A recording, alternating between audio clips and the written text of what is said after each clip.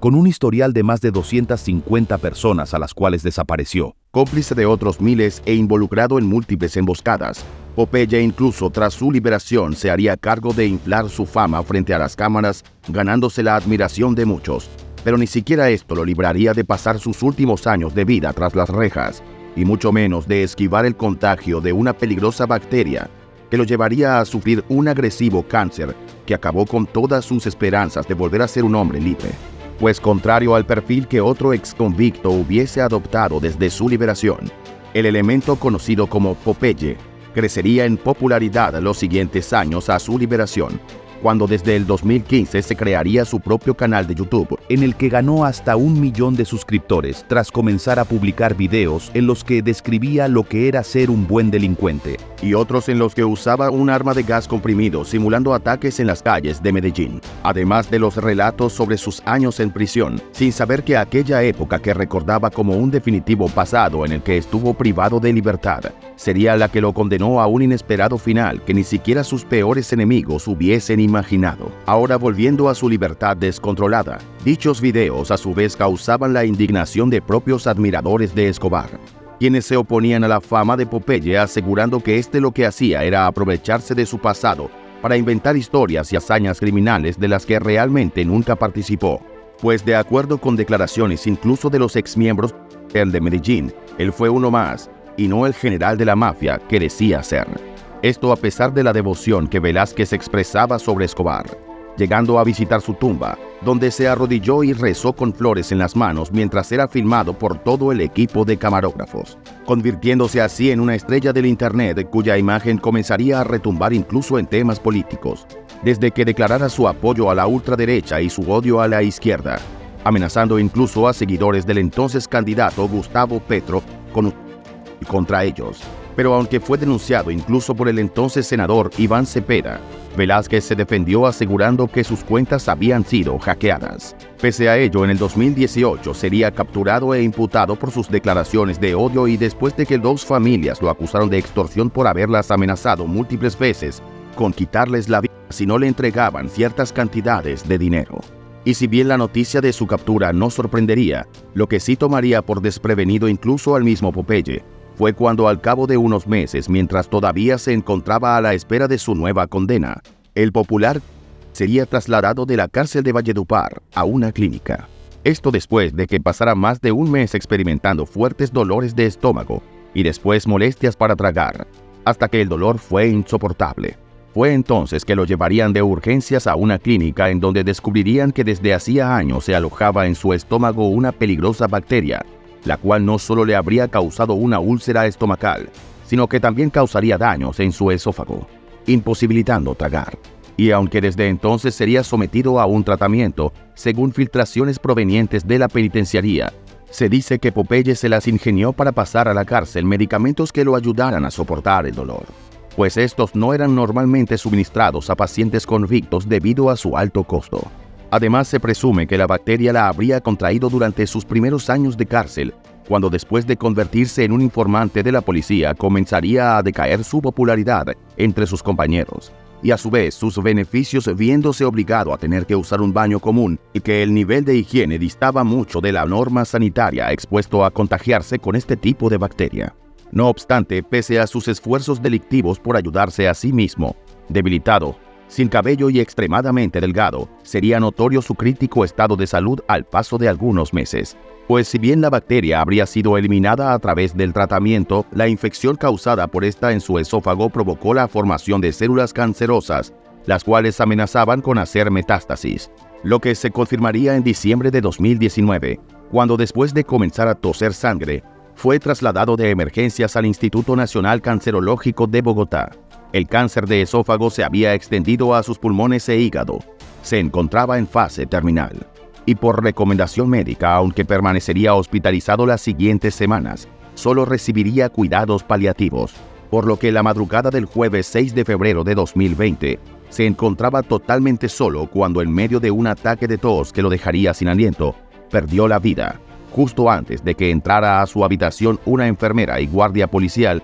que, alarmados por el ruido, acudieron hacia él. La agonía terminaría para el criminal de 57 años, después de 2 años luchando contra un cáncer que, si bien muchos atribuyen a sus mejores años delictivos, ligados a los excesos de alcohol y el tabaco, según informes médicos que intentaron mantener en secreto, sería aquella bacteria la que le provocó el cáncer y finalmente, a pesar de declararse inocente de los últimos cargos, sería esta enfermedad la que cortó toda posibilidad de volver en libertad a las calles y retomar su lugar en el Internet. Entretanto, debido a que no fue una muerte violenta y se encontraba con su historial médico que confirmaría la causa de su suceso, no se realizó autopsia. Pero esto haría que se especulara sobre un motivo oculto de su fallecimiento, pues algunos de sus admiradores acusaban a las fuerzas de seguridad del Estado de no haberlo cuidado y de que éste habría sido envenenado debido a que conocía secretos sobre altos mandos del gobierno, o que incluso habría tenido que fingir su fallecimiento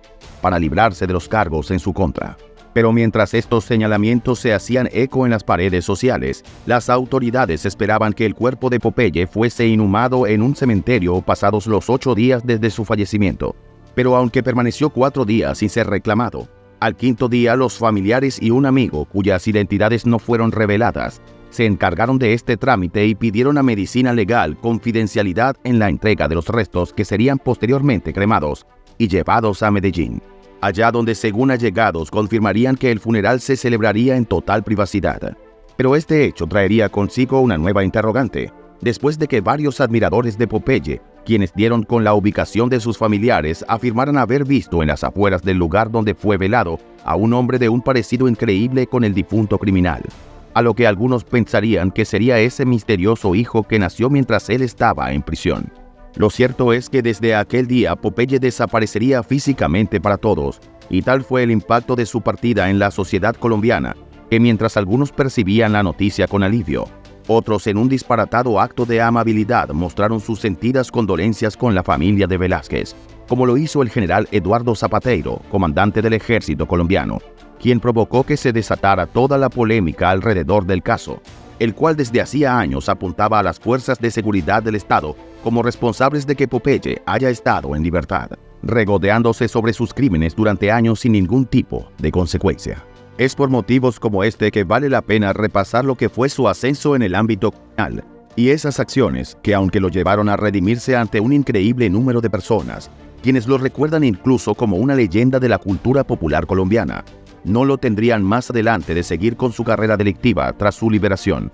condenándose a sí mismo a permanecer privado de libertad hasta sus últimos días. John Jairo Velázquez Vázquez nació el 15 de abril de 1952 en el municipio colombiano de Yarumal, donde culminó sus estudios escolares y después fue admitido en una escuela de cadetes de policía, la cual abandonaría para realizar cursos de pedicura y se mudaría a la ciudad de Medellín. Allí trabajaría como barbero y después se inscribió en la Escuela de la Armada de la República de Colombia, en donde comenzarían a llamarlo Popeye por su parecido físico con el personaje. No obstante, dejaría las filas de la Armada y le fue ofrecido un empleo de guardaespaldas de Elsie Sofía, una reina de belleza quien en 1984, tras ganar el concurso como Reina Nacional de Ganadería, se convertiría en la novia del entonces líder de la organización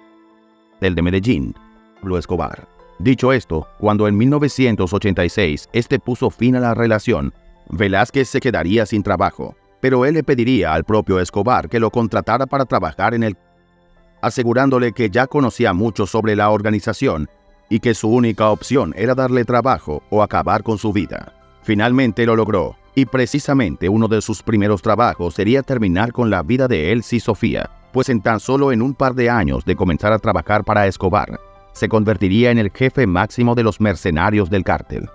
Años en los que tal sería su presunta confianza con Pablo Escobar, que hasta compartiría mujeres con él, pues incluso tuvo un noviazgo con una de ellas, después de que Escobar la obligara a abortar y la dejara. Pero cuando el líder del se enteró de que ésta era informante, le encomendó a Velázquez deshacerse de ella, y claro que éste no dudaría en su fidelidad a su jefe, aunque lo recordaría como uno de los episodios más dolorosos de su vida, admitiendo que ella fue el amor de su vida.